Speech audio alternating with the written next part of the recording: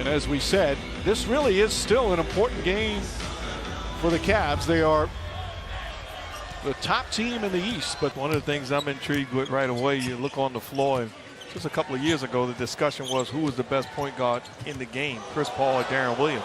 They matched up tonight as Shumpert knocks down the jump shot. Something else. Were you pleased because, all right, you got a better chance of a win, or did it bother you because you weren't going up against the best as Shumpert gets inside? As I want to face the challenges, even tonight before the game, I'm standing there and Sam Cassell and I are talking, and we game facing and sizing each other up. This is a Saturday night primetime game. Opportunity, makes the most of it. Paul throws it inside. Jordan with an easy lay-in. Blake Griffin and DeAndre Jordan didn't play in that game. They were resting. And Jordan with another nice pass from inside from Reddick. What's 200 million? J.J. Reddick. Fry, nice turnaround shot. Defensively, he may offer us some versatility that we really needed. All right, once again, thanks again for joining us, Mr. Griffin. Good luck down the stretch. Thanks so much. Back to you guys. Right now, anyway. And here's one of my points. Shumpert knocks it down. Had a nick. Well, are you telling me that he was ahead of the game? Should he have been celebrated then? No. If you're healthy, you should play. We called them soft. It's interesting. Give me Mike Saunders, our old Knick trainer, and Keith Jones, and I'll be fine. You know, because they'll give you the real deal. Like, he can't play due to injury, or he can play.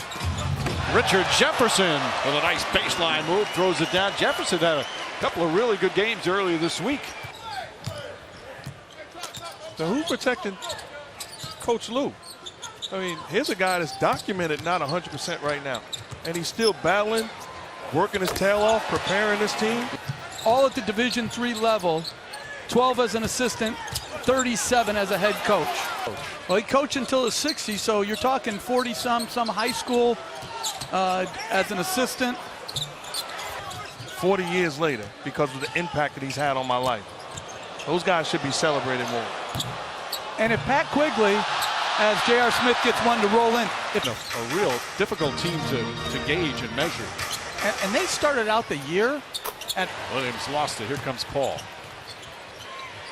Reddick. That one's good. This year, not their all-time record. You know what I'm saying? What was your question?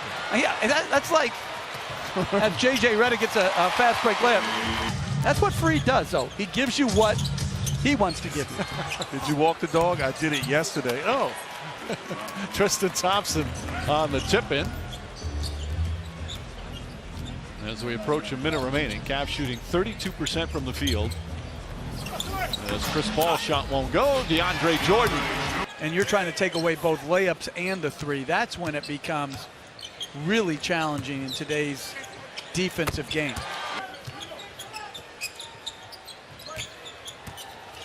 There's Deron Williams.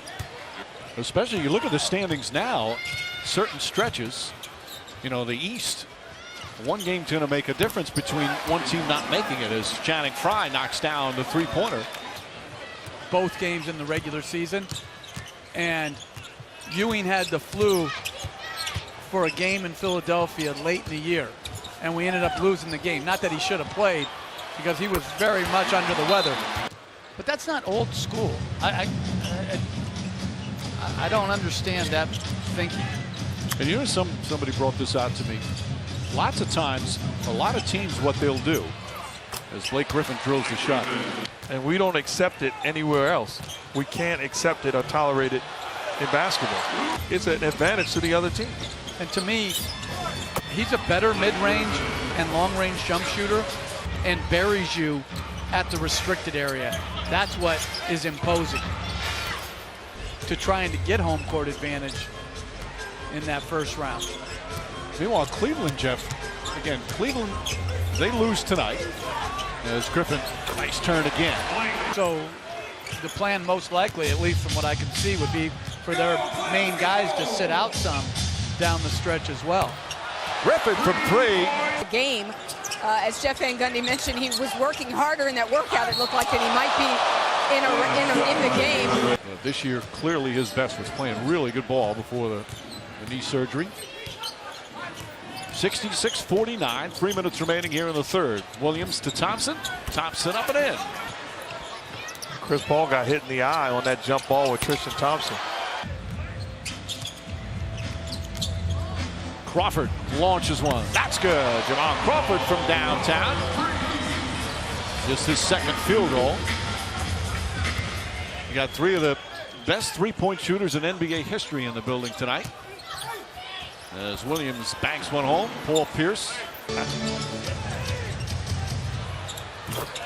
Still haven't forgiven Jameer Nelson for backing up against Derek Fisher in game 4 to allow him to tie it with a 3.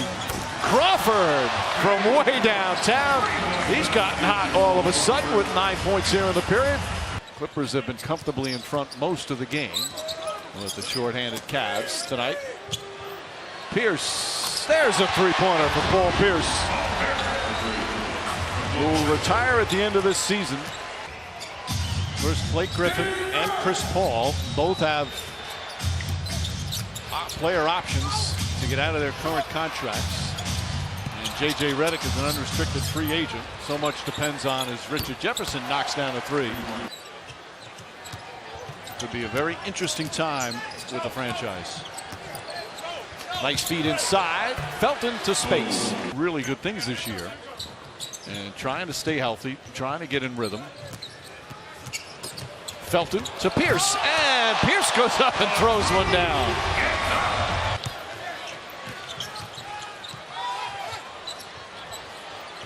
Pierce fakes, drives back out Mo Spates. Spates is now a three-point shooter, and on cue, nails it.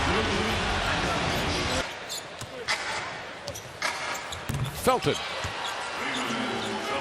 Obviously, your bench is vital. Nice feed as Felder finishes Liggins with a beautiful bounce pass. The way offense is run now with more movement and stuff like that, you're really expending a lot of energy offensively. Crawford drives, can't finish, ball deflected. Pierce has it. Keeps it alive, new 24. Brandon Bass inside, shot's good, and one. But next Sunday it's going to be different, because Westbrook and Harden are going to play. Jefferson! Oh, Richard Jefferson once again. You can't raise your voice I had to. in a 30-point game. I needed a little bit. Can't. No, when a 36-year-old guy does that, I'm raising my voice. Okay. Have either one of you come up with your favorite movie line of all time? I don't have a favorite movie line, but I have a favorite, two favorite scenes. A Few Good Men, Jack Nicholson and Tom Cruise. And then you guys also know this one, Love, Hate, Radio Raheem, and Do the Right Thing, as he broke down love and hate. Open up magazines and you break it down. I remember when Pat Riley, when I was coaching with him, he declared a code red on one of our players. It was the best. In a pre-practice meeting. Well, you acted here tonight. You tried to make this sound good. I'll give you credit for that. He gets an Oscar. I want to raise my voice one more time. I need a big play here. Hold it. Austin Rivers was just asking if he got a turnover for that. And no, it's a team turnover. It's a 24-second violation. But Kay Felder's getting one last jimmy up. And this one finally coming to an end. LeBron James not playing for the Cavs, and the Clippers get a much-needed win. They snap a 3-game losing streak as they beat the Cavs for the second time this season. Win both meetings between the two. James will play tomorrow night when the Cavs play the Lakers right back here on this floor. I've never seen two opponents have a handshake together, you know, a personalized handshake. Well, those two are good buddies.